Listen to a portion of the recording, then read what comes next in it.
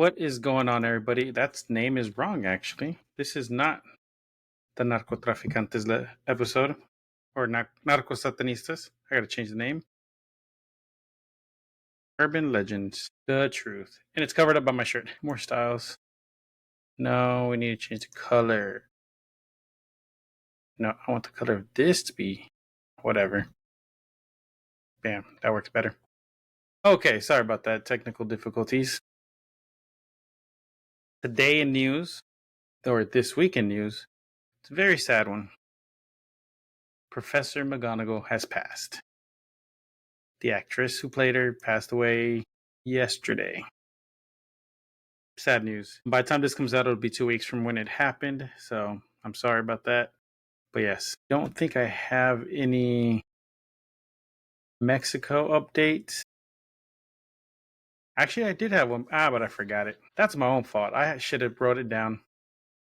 Anyways, so this week we are going to talk about urban legends. Are they real or just that, legends? So that's what we're going to talk about. That's the subject.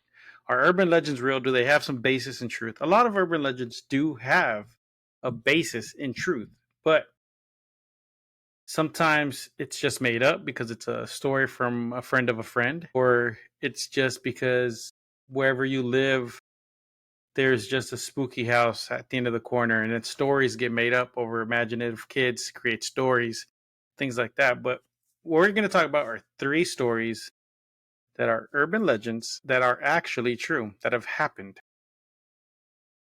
So let's begin. This idea was given to me by a follower from TikTok. So if you have any stories or ideas, let me know and I will look into them. The message that started this was one about a bus crash that I thought I knew the story about.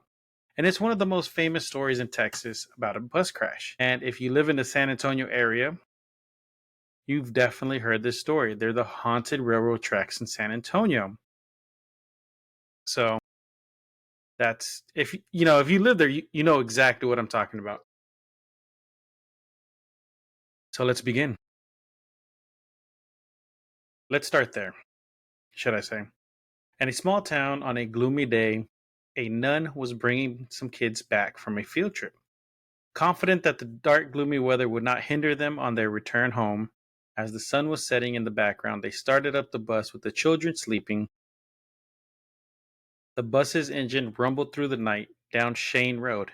As it approached the intersection, the engine began to fail and stalled in the most unfortunate of places, on some train tracks. As the nun tried, she looked back to the children to see if the commotion had awoken them. She proceeded to try again to start the bus, again, but it was in vain and refused to start. As she continued to try to get the bus started, she heard an all too familiar sound of a train in the distance. As panic set in, she was unable to see a train. So, believing it was a train that had already passed, so she thought it was a train that passed. She thought they got there right as it passed already, so they were good, right? Within moments, she realized that she was wrong. A train with a broken headlight was barreling down on the poor bus. The nun knew she had no time to get the children off the bus. With a last effort, she tried the engine again. With it starting a glimmer of hope, the bus roared to life and quickly stalled again. Most likely, she flooded the engine. It came on and boom, died again. The conductor of the train, noticing the bus at the last moment, tried in vain to stop the train. Little known fact, did you know that it can take a train up to 1 mile to stop? So by the time they noticed the train, or by the time the conductor noticed the bus, it would have been too late. The train drove right through the bus full of kids. The nun was thrown from the bus through the front window, injured but alive. As for the children, they were not as lucky.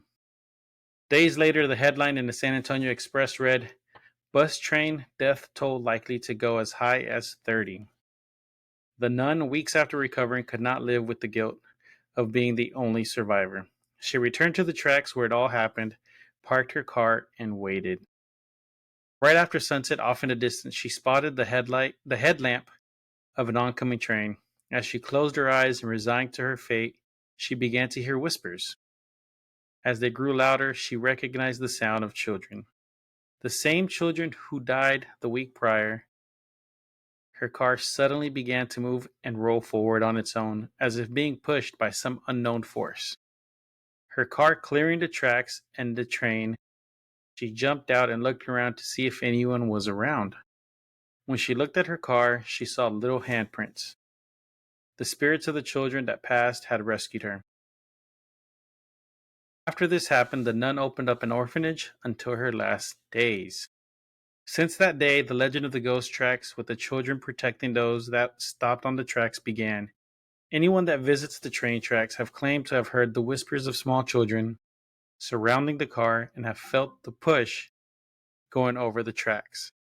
After clearing the tracks and finding a safe place to park, they see handprints on the back of their car, just like the nun did. Is there any chance that this story is real? So, like I said, if you live in San Antonio, you've heard this story. How real do you think this story is?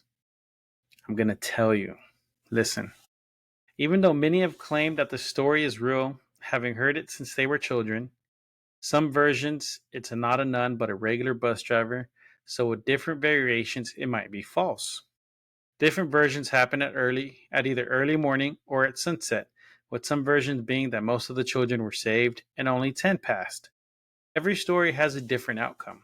It's either the streets in the area were named after the children or an orphanage was opened in their honor.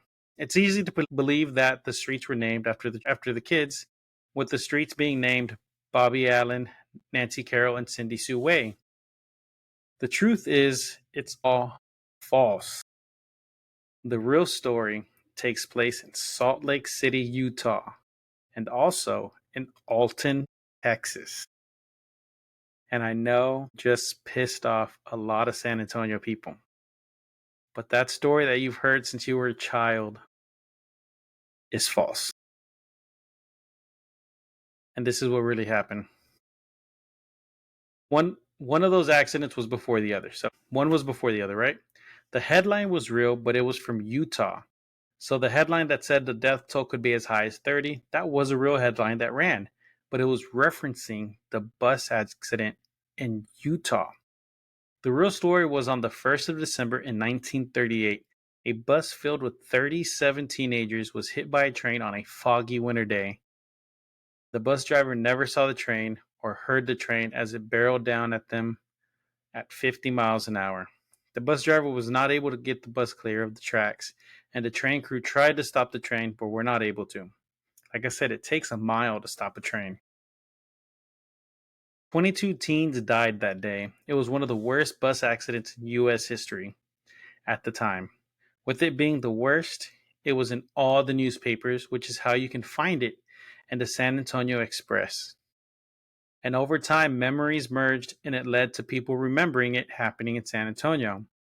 So, like I said, you can find the article, the headline.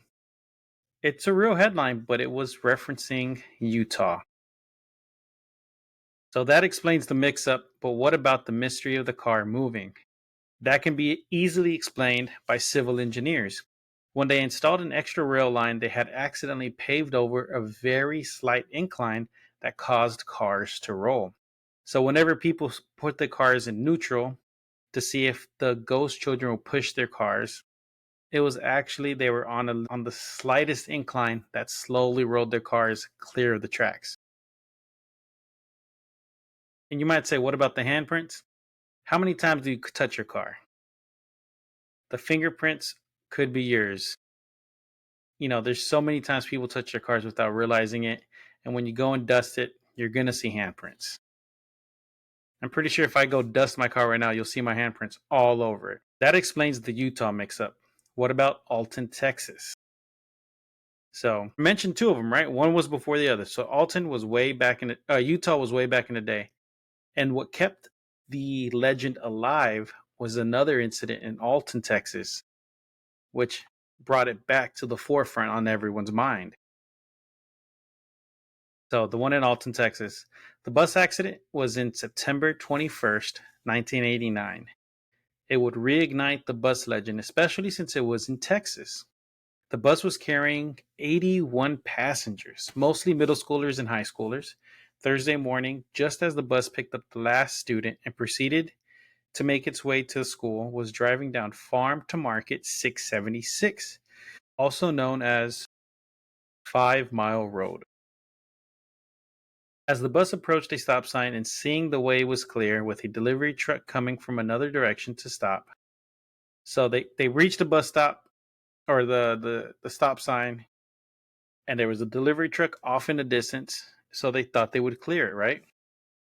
The bus goes through the stop, and so did the delivery truck, having run the stop sign. The truck was a Dr. Pepper truck that came out of the Valley Coca-Cola Bottling Company, which is a weird combination. Dr. Pepper is an independent company that had a distribution contract with Coca-Cola. So before anyone says that it was all Dr. Pepper, no, hold on. It was a Coca-Cola. Technically, it was a Dr. Pepper branded truck, but they were coming out of Coca-Cola. So most likely it was Coca-Cola's drivers and everything. Don't come at me, Coke. I own shares in your stock. But I also own shares in Dr. Pepper too. So, hey, Dr. Pepper's my. I was about to hold up a can of Coke and say, like, see, I'm drinking Dr. Pepper, but it's a Fanta, which is a Coke product. So, sorry about that. I also just had to say that too, because got to keep everything as accurate as I can, right?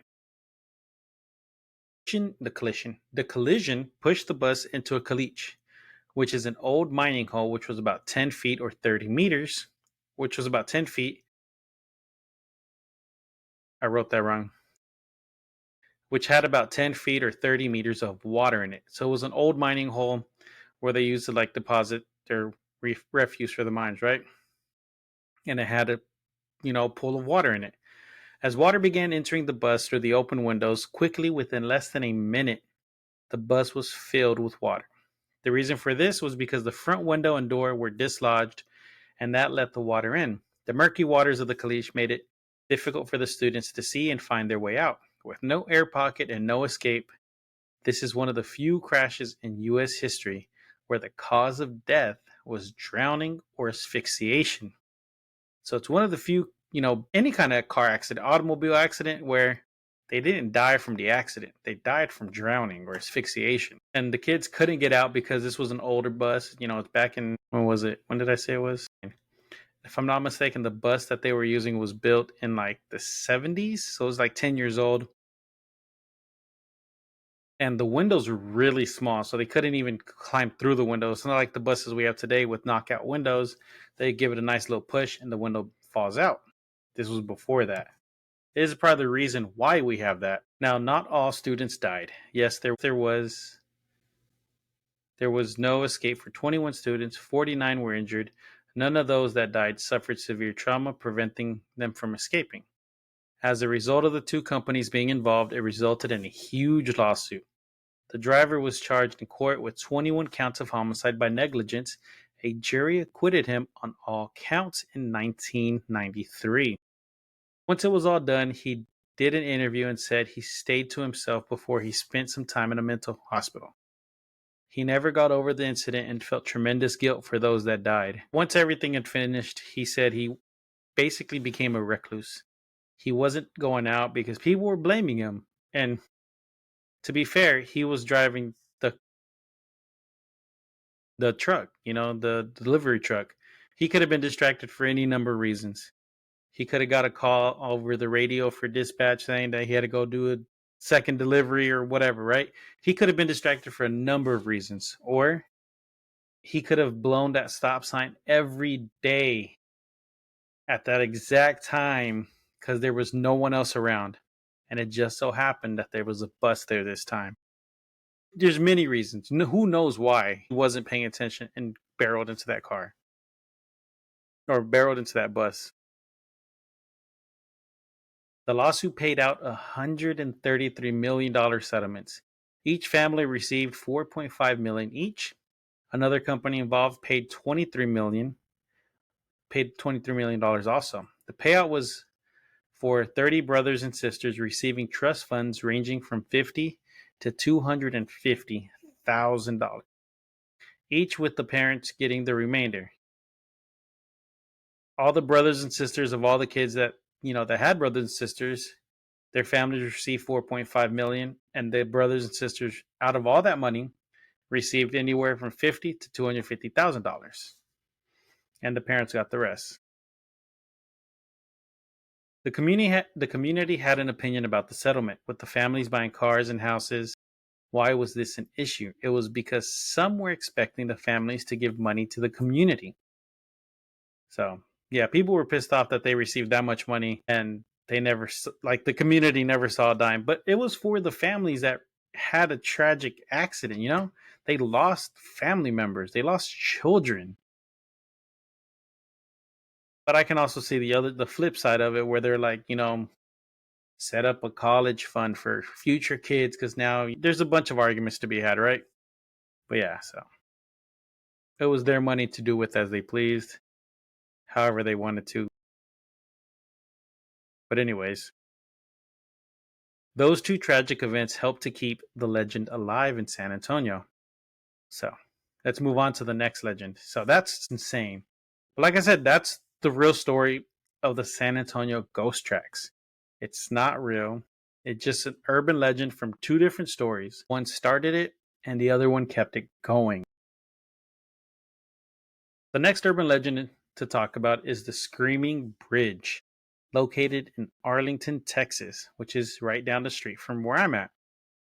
As the legend goes, the bridge is the location of a crash from the 60s.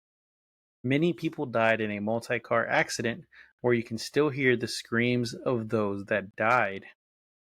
Or that a truck full of teenagers returning from a football game, once they reached the bridge, they proceeded to cross it, and from the opposite end, a vehicle came from the other side. Before either vehicle could react, they crashed. Both cars burst into flames and burned everyone, and the bridge was also burned down.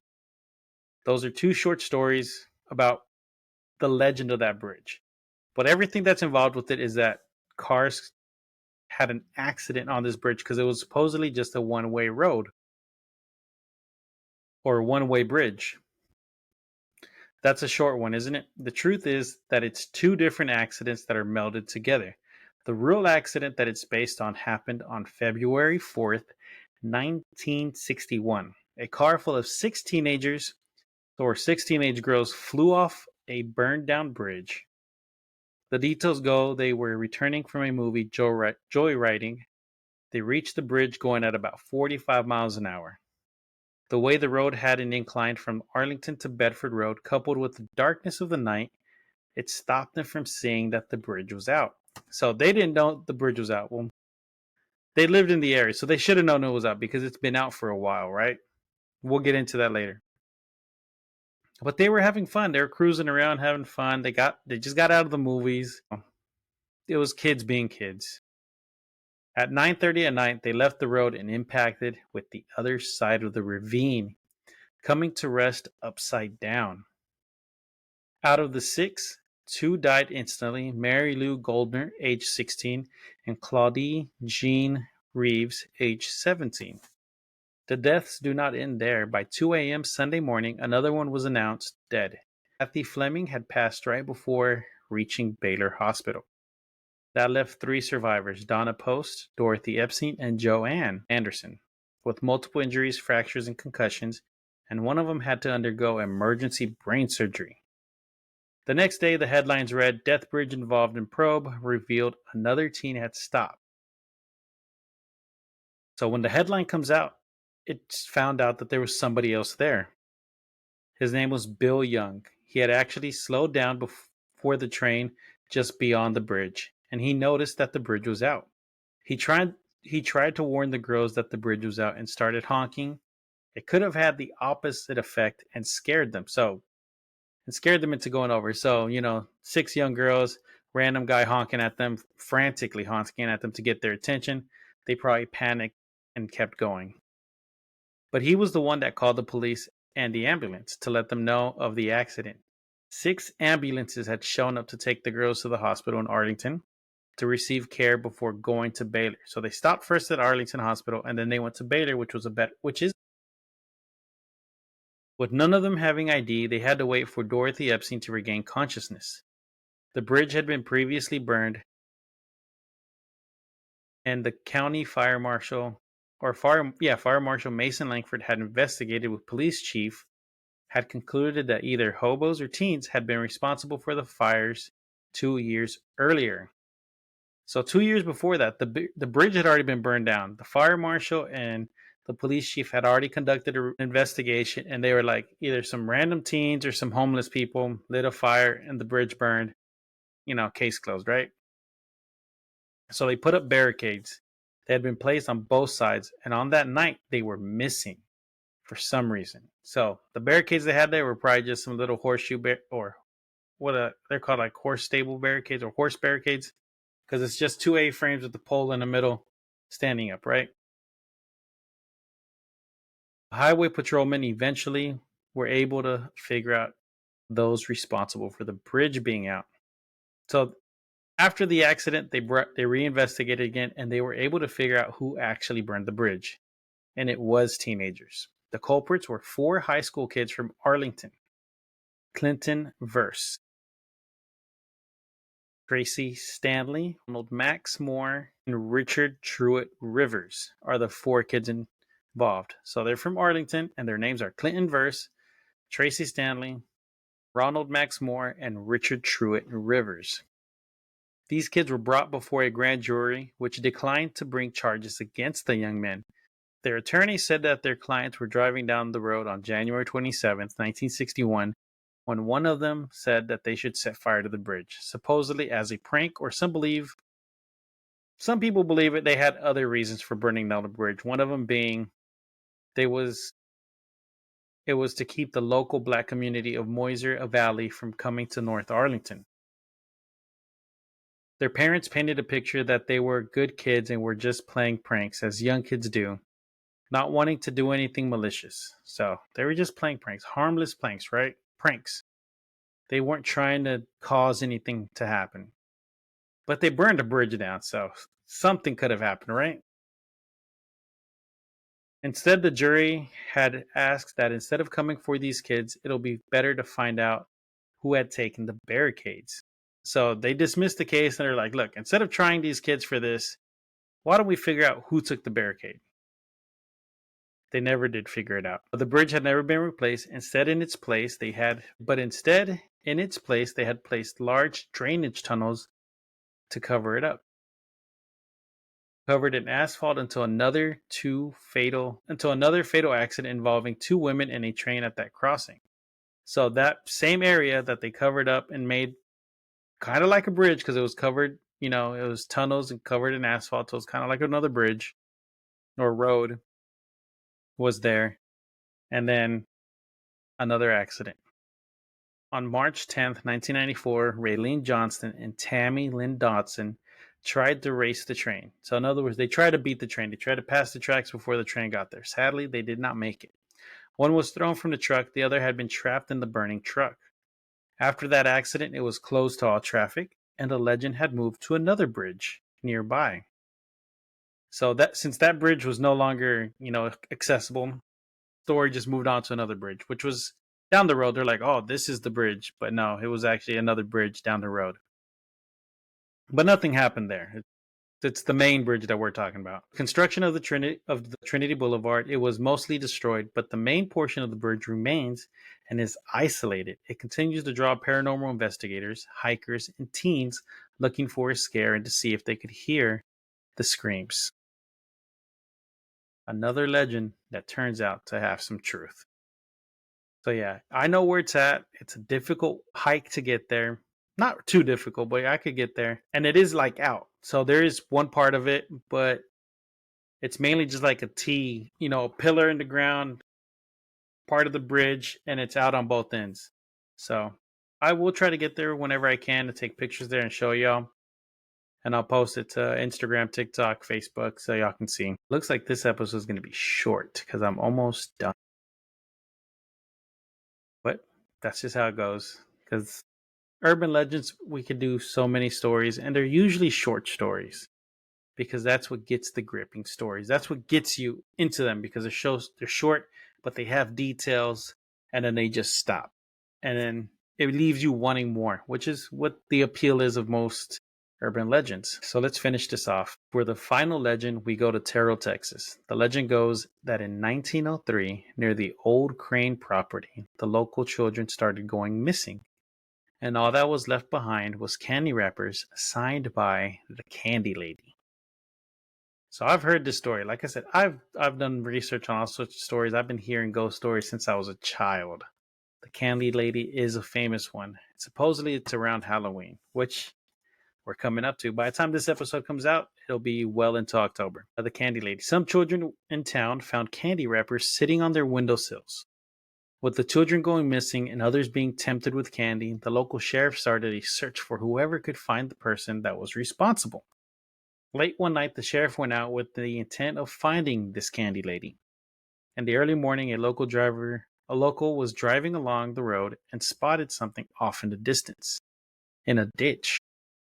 Upon closer inspection, it was discovered that it was the sheriff, with forks stabbed into his eyes and his pockets stuffed with candy. As the children kept going missing and it was getting closer to Halloween, it was getting more and more serious to find the Candy Lady. A farmer had found rotten teeth in his field, so small they could only belong to a small child. After Halloween, all the candy stopped appearing and the children stopped going missing. So the Candy Lady remained elusive, and a legend destined to never be solved and to keep returning every Halloween to take more and more children. As chilling as that is, the real story is this. In 1871, Terrell Tech Sarah Crane was born. And that's all I can find about her. It's because it's way back in 1871, right? But she eventually wed a man named Leonard, and he was just a simple farmer. They eventually had a child named Marcella. And at the age of 5, tragedy struck, and she died in a tragic accident in one of his fields. Clara became inconsolable and blamed her husband for the accident, mainly because he had been drinking. So he was supposed to be watching her. He'd been drinking. Something happened, and their daughter died. 2 years had passed, and Clara had decided that she was going to take revenge. She laced his favorite treats with poison, which was caramel candy. He died after eating the candy. The next day, a neighbor came by to check on Clara and noticed that something quite wasn't right. So they called Fred Springer, who was the sheriff, and he took her into custody because she was also becoming agitated and aggressive. So they knew something was up, and she was acting out. She was lashing out, right? So she most likely had a mental break, right? After what she had done had been discovered, she went on trial for first-degree murder. She never served for murder, but instead she was incarcerated to life in the North Texas Lunatic Asylum, now known as Terrell State Hospital. So I'm also going to take a wild guess is that the North Texas Lunatic Asylum is a ghost story legend beacon because those asylums back in the day, those lunatic asylums, they were notorious for the way they treated their people. Countless people went in, countless people never came back out. They're supposedly the most haunted places on the planet. There's so many scary movies that take place in an abandoned lunatic asylum, a mental asylum. So, Terrell State Hospital, that might even be the next one we look up, right? But she was released from there in 1899 due to overcrowding, and that's where the legend begins. Because after she was released, that's where the story began in like 1903. Kids became missing, and then it starts all again, right? Or it starts again from where I started this story off. So that is it. That is all I got. I hope you like the story. Those are 3 different legends that are based in Texas that are real. They're not all urban legends are urban legends. These urban legends actually happened. There's evidence, there's proof. Now, the parts afterwards, that is up to you to decide. So, if you want to go to Terrell, Texas around Halloween and you find some candy signed by the Candy Lady, it may not be an urban legend because we know it's true, right? And she was released. But again, she'd also be over 100 years old, so who knows, right? And Screaming Bridge, it's a real bridge where supposedly to this day you can hear the screams of the people who have passed there from their accidents. Horrible accidents. A car full of teenagers flew off a bridge and crashed into a burning keep. 3 of them passed away. 3 of them survived. And then years later, a train crashed and killed one person. saved one person. One person got thrown, the other one got trapped, died, right? So supposedly you can hear the screams of the people that suffered there.